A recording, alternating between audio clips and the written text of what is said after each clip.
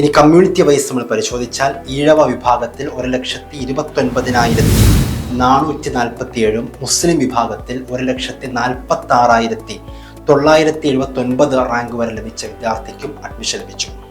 Other backward Hindu വിഭാഗത്തിൽ BH വിഭാഗത്തിൽ 1,23,504 rank വരെ ലഭിച്ച വിദ്യാർത്ഥിക്കും, ലാറ്റിൻ കാത്തലിക് ആൻഡ് ആംഗ്ലോ ഇന്ത്യനിൽ 1,59,617 റാങ്ക് വരെ ലഭിച്ച വിദ്യാർത്ഥിക്കും അഡ്മിഷൻ ലഭിച്ചു.